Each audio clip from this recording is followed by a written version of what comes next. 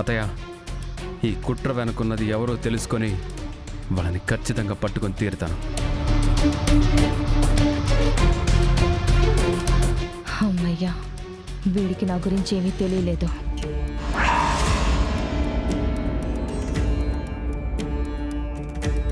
అది కాదు విహారీ, ఎవరో అమ్మాయి వచ్చిందంట కదా, నీ మొహానే చెక్కు విసిరేసిందంట కదా. ఎంత పొగరు దానికి! అయినా తనని ఎలా వదిలేసావురా?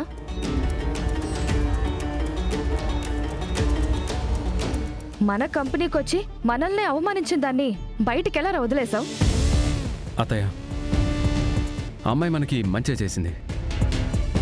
ఆ అమ్మాయి చేసిన సహాయానికి నేను వెలగాటానని తన కోపం వచ్చింది. ఆమె ఎవరో కానీ చాలా ఆత్మాభిమానం ఉన్న మనిషిలా ఉంది. ఎంత ఆత్మాభిమానం ఉన్నా అంత పొగరుగా ఎలా బిహేవ్ చేస్తుంది? అతయ్య, డబ్బున్నోళ్ళకి లేనోళ్ళకి తేడా ఏంటో తెలుసా? డబ్బున్నోళ్ళని చూసి లేనోళ్ళు డబ్బు ఉండడమే పొగరు అనుకుంటారు. కానీ డబ్బు లేనోళ్ళని డబ్బున్నోళ్ళు చూసి డబ్బు లేని వాళ్ళ ఆత్మాభిమానాన్ని పొగరు అనుకుంటారు. మనం ఆలోచించే ఆలోచనని బట్టి పర్సెప్షన్ మారిపోతుంది అత్తయ్య. చెక్కల ఇవ్వడంలో ఆమె తప్పులేదు. ఆమె చేసిన సహాయానికి నేను డబ్బులు ఇవ్వడం కూడా తప్పే కదా. విహారీ,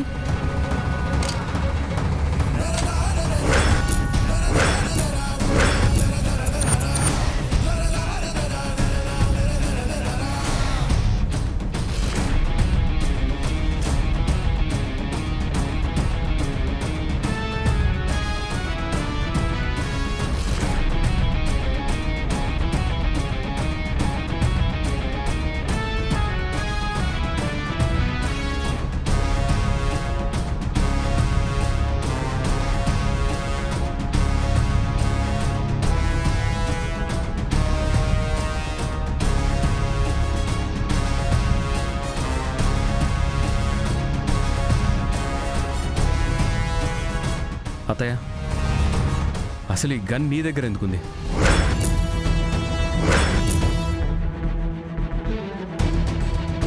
చెప్పత్తయ్య, ఈ గన్ నీ దగ్గర ఎందుకుంది?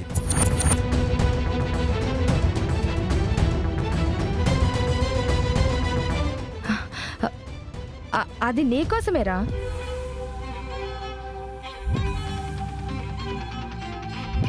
నిన్ను ప్రొటెక్ట్ చేద్దామని ఈ గన్ను పట్టుకుని నీ చుట్టూ తిరుగుతూ ఉన్నాను.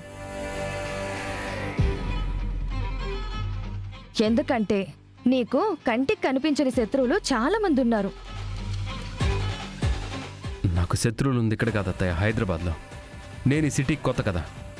విహారీ, నీకు ఇక్కడ కూడా శత్రువులున్నారా. వాళ్లే మీ నాన్న కంపెనీని నీకు కాకుండా చేస్తున్నారేమో. అందుకే ఎందుకైనా మంచిదని ఎప్పుడూ నీకు ప్రొటెక్షన్గా ఈ గన్ను పట్టుకుని తిరుగుతున్నాను రా.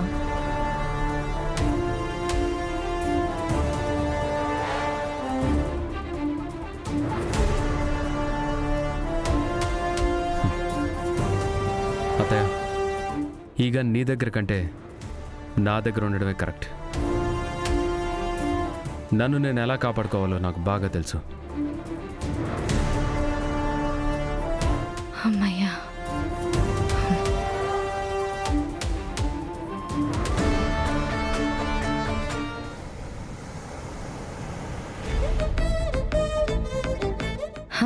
సుభాష్, పెను ప్రమాదం తప్పింది.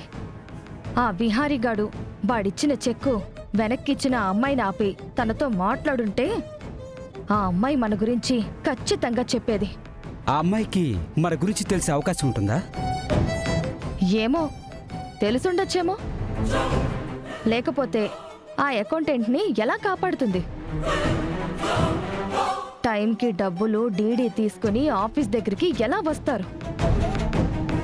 మన మనుషుల్ని డైవర్ట్ చేసి మరీ విహారీకి డబ్బులు, డాక్యుమెంట్స్, డీడీలు ఎలా ఇస్తారు? మన గురించి తెలుసుంటే విహారీకి మన గురించి చెప్పకుండా ఎలా ఉంటుంది?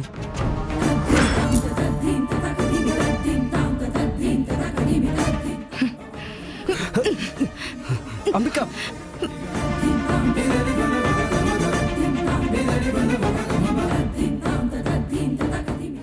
వాళ్ళని వదిలేసింది నీ వాళ్ళు.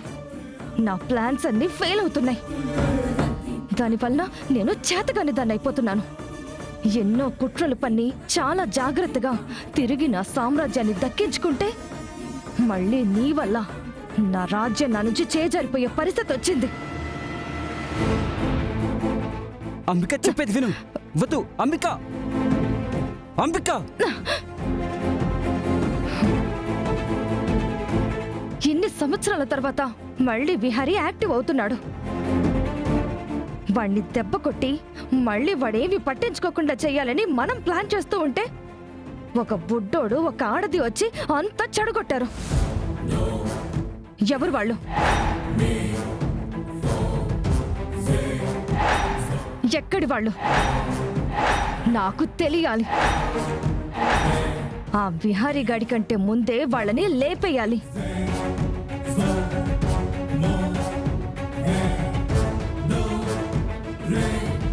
అంబిక వాళ్ళ గురించి నేను చూసుకుంటాను. నువ్వేం ఆవేశపడకు. వాళ్ళు ఎక్కడున్నా నేను కనిపెడతాను. ఈ పనైనా సవ్యంగా చెయ్యి.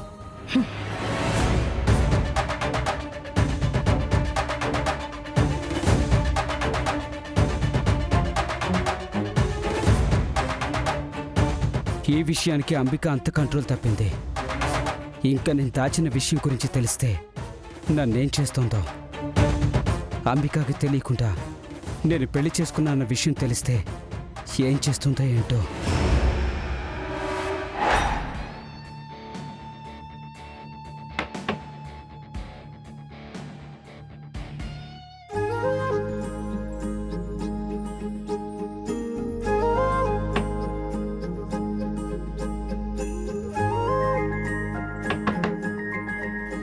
వస్తున్నాను.